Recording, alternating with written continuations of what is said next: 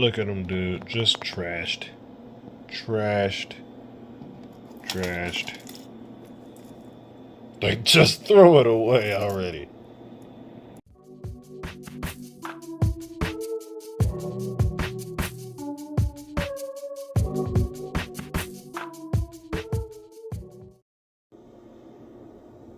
Alright everybody, this video is not actually about anything. I just came to show you off some destroyed lures. Some of them are thrashed pretty good. Everybody knows, if you've been fishing for longer than 5 minutes, everybody swears up and down that their bait is the best bait and they're going to outfish whatever else that there is on the market that you can buy. We all know that there's more lures that catch fishermen than catch fish. And me, being somebody who fishes freshwater, saltwater, I fish for everything and with everything, I've been through a whole lot of dang baits. So this video is honestly just to show you the ones that have put in some serious work and done some real serious damage. Starting with this. Plain old Megabass Okashira head with a spark shad on the back. That thing gets obliterated. I don't care where you throw it. Look at all the rash and teeth marks and stuff in that one. Now, these bodies don't last real long, but the baits themselves, the heads, they're pretty good. Next is the Jackal Re-Range. That one's been chewed up a little bit. I don't normally use the shallower diving version as much as I use the deeper divers, like that one. I imagine this would be a pretty good smallmouth bass color for you guys up north, but down here, we've got a bunch of largemouth and spotted bass, and the spots, they dig this one. That one's been chewed. This is my favorite color. I think this one's called Hesu. That one's been chewed a little bit as well. Topwater walking baits. One that is super underrated is that 13 Fishing dual pitch. Look at that one. That one has definitely seen better days. That one's been destroyed. I can't tell you how many big bass have taken a shot at that one. And people would normally think that black wouldn't be the best color, but largemouth have decimated that one. My favorite topwater walking bait of all time. I'm actually doing a video about my favorite walking baits and recommendations. But it's this one right here. The Evergreen Shower Blows 125. Look at that one. I can't begin to tell you how many stripers and bass have taken a shot at this one. It's been hammered. Here's another one. That one's been hammered as well. Dozens upon dozens of times. I have another one to show you. Watch this. Look at this one. I'm telling you, man, if you don't know what to buy, I'm giving you some real juice right now. You know that you got a good bait when you buy multiple variations of it and they all get hammered. Something else similar like that, the Megabass Pop Max for poppers. Disgusting. All the rash and teeth marks. This is bringing back some good memories for me. This one too, white python. Missing an eyeball. I've caught hundreds of fish on this thing. Surprisingly enough, the paint jobs hold up pretty good. This one's a sleeper. I've never seen anybody talk about this lure. And I kind of hate that I'm sharing it with you guys, but yeah. Look at that. OSP. That's a topwater wake bait. It is obliterated. Circuit board lip it used to have until I eventually broke. It just fell apart. It was catching so many fish. Look at that. Just destroyed, man. So, I ended up buying myself another one. And this one's already caught about 15 fish on it. And he's starting to get some ration stuff on him too. I mean, it's not even fair, man. It's disgusting. I kind of want a third one. I've got some in some other colors and stuff, but that's my favorite one. Here's another example here. This is what a Booyah Pad Crasher Jr. looks like brand new. Okay? Compare that with this. Good night. That thing has been chewed. Some baits catch fish, some baits catch fishermen. Spinnerbait. This is a War Eagle, Colorado, Indiana. White with gold. Still looking like it's in pretty good shape. Getting a little wiggly there at the front. Caught a bunch of fish on that one, but what I've caught even more on is a sleeper bait that nobody's using. Is another War Eagle, double willow, but with copper blades. Nobody throws copper blades, but look at the blades themselves, just tarnished and chewed and scratched. The heads are beat up. This is a half-ounce size here and a 3/8 ounce size here. You know your spinnerbait is starting to get out of whack when the wire's wiggly out from the head. The wire's starting to get weak. It's just caught so many fish. So many fish, especially in the fall. That's one of my favorite fall baits. One of my favorite spring spinnerbait. That is a Jacob Wheeler River Special by Accent. You talk about big pre-spawn bass. That's your bait. Look at the trailer I got here. That's a big bite Kamikaze as my trailer. I already kind of tore up there. I already got teeth marks here behind the head. I'll tell you what, you're looking for a kicker fish in a tournament, or you're looking to catch that 7-8 pounder early spring. That's a killer. That is a killer. Buzzbaits. This is a Picasso Rusty Squeaker. Hook's still good. One of the best hooks on a buzzbait I've ever had used. Blade, tarnished, beaten down. The head itself, look how wore out that is. Destroyed. Skirt material barely hanging on. I ain't got a lot of it left, but that is a fish catching buzzbait right there, straight out of the box. Just take it out, tie it on, you're gonna crush them. Evergreen jackhammer, baby bluegill. Hook starting to get a little dull, missing an eyeball. Skirt kind of tore up, but otherwise holding up pretty good. The paint on these jackhammers actually holds up very well on the heads. What works a little bit even better than that is the Mini Max. That one has been obliterated dozens upon dozens of times. Again, trailer split, beaten down. Look at all that teeth marks. Just they've had at it, man. Jigs. This is a jig that I've not showed anybody, and nobody talks about it either. Skirt. Holding together fairly well, missing a lot of strands. Paint around the head kind of chewed, but hey, still working. This is made by Beast Coast. That's a little tungsten flipping jig. That was a straight killer. Let's do big swim baits. That is a Mike Buka or bull shad trick shad. That's an 8-inch trick shad.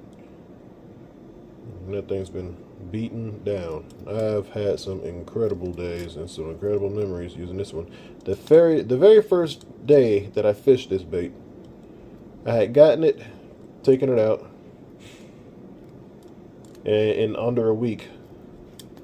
First day trying it, I didn't even have it for a week yet. Caught a 7-pounder. That's the first fish I caught on it.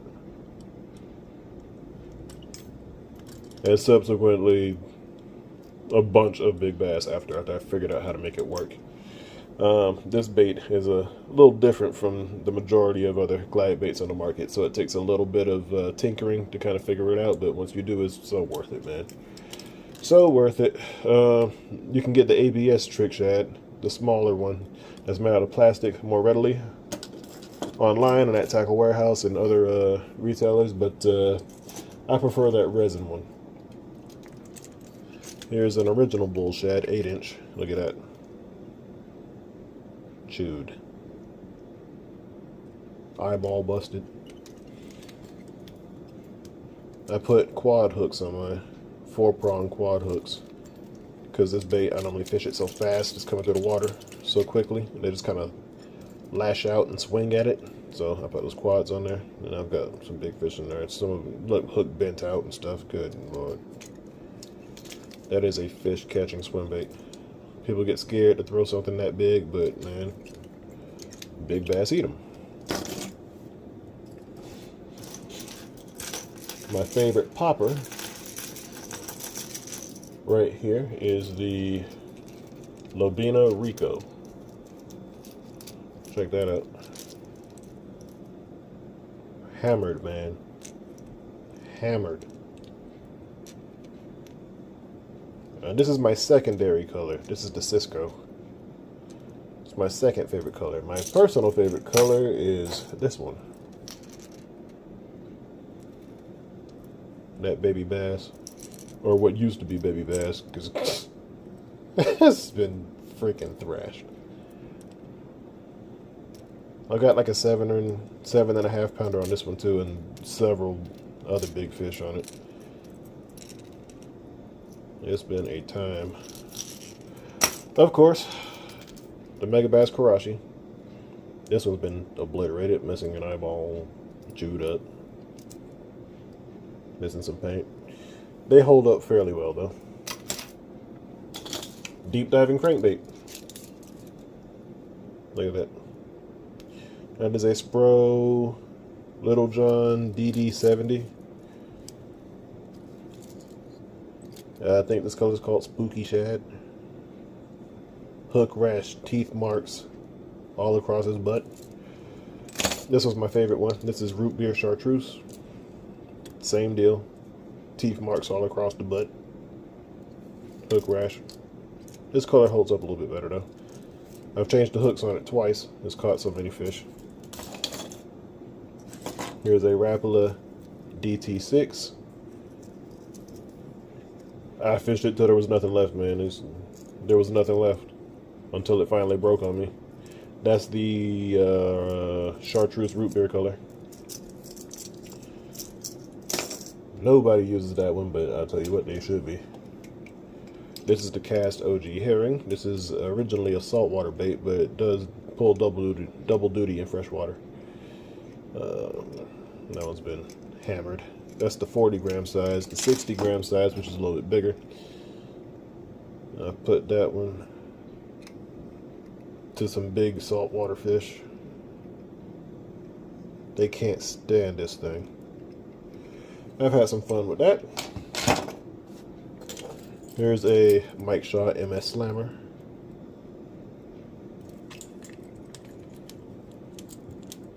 Big top water bait. Now this was the flat-sided variety, by the way. This is the flat one. It's not the round body one.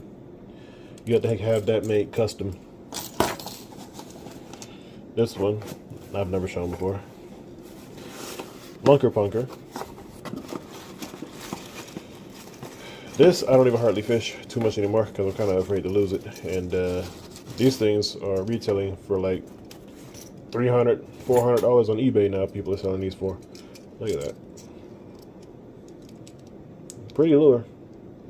Or at least it was. That is a solid wood bait. 8-inch bait. Big largemouth. Big stripers. They can't stand that thing, man. They can't stand it. I'll tell you something. You want pre-spawn crankbaits? Forget it.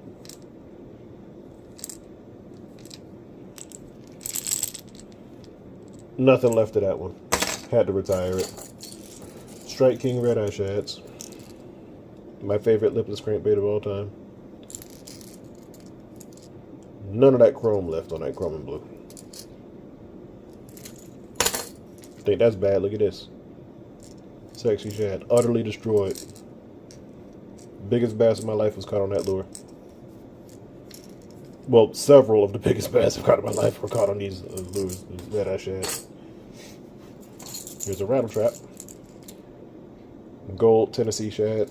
Nobody uses this color. I can't tell you why, because it gets thrashed. Nomad Design Chug Norris. For all you saltwater guys, big game saltwater guys. You like tuna, you like big Jack Crevalle.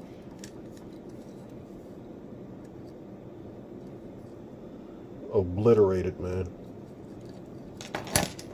Here is a Haru Kubera 125 popper.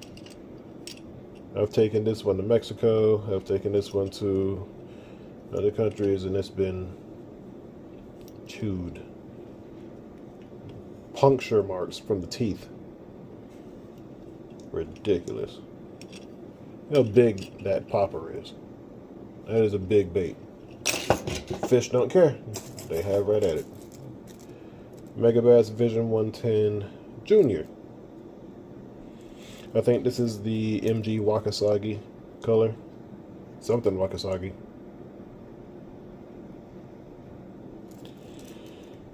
That was actually not in terrible shape, but it has been eaten a lot. Finish hold up pretty good on it. Another saltwater one. The Rapalus Skitterwalk. This is the size 11.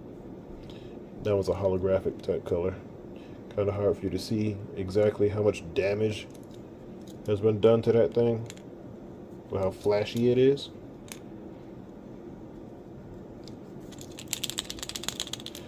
Speckled trout and redfish. Frickin' love this thing. Now this white one, everything loves this. The trout, the reds, the snook, the jacks, the tarpon, the everything. They pulverized that thing. I've had a lot of toothy fish grab a hold of that and strike it several times before they actually get the hook. It still held up very well. Finish holds up well, but you can still see the amount of damage that was done on that thing. This is what Barracuda will do to a Cuda tube.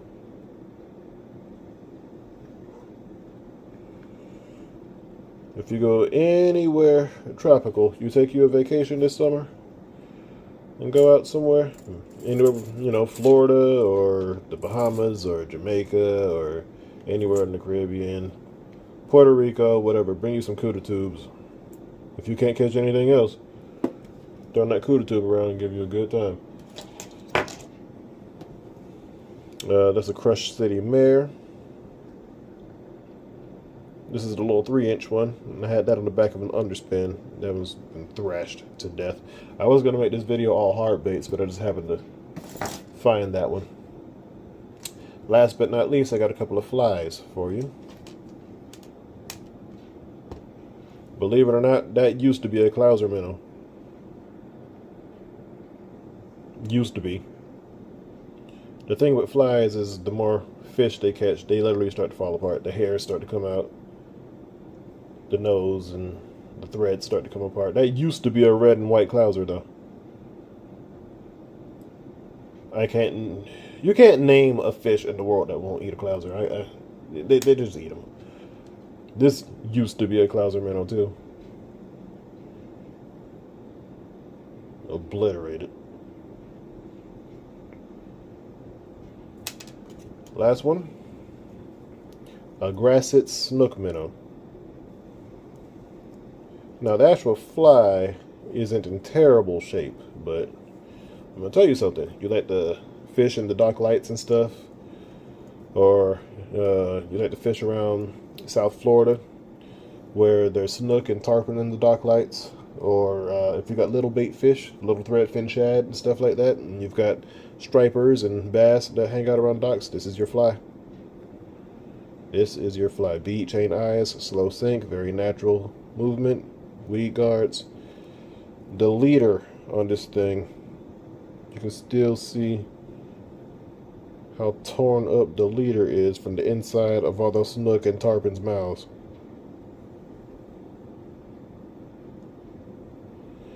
Yeah, man. That's some juice for you. That is juice. Oh yeah, I do have one more that I can show you. That is a jackal riser bait. Actually a great pond lure, believe it or not. Throw it out, punch your rod tip up, skip it across the surface, bass come unglued and hit it. Looks just like a little pond minnow. Thrashed. Alright guys, well, that was a bunch of baits that I showed off just to show how much damage some of these things do. Like I was saying, this video wasn't actually about anything. Just showing the lures that have been the most consistent for me over the last couple of years. Several years, some of them. And now I have some that are even more destroyed than all of these, but maybe I'll do that in another video. Or hopefully I keep them long enough and don't snag them and break them off. Some more cool content coming up soon, but I just thought I'd share some of these. These are some pretty sick lures. If you can find any of these anywhere, I suggest you buy them because they freaking work. These are the ones that catch fish, not fishermen.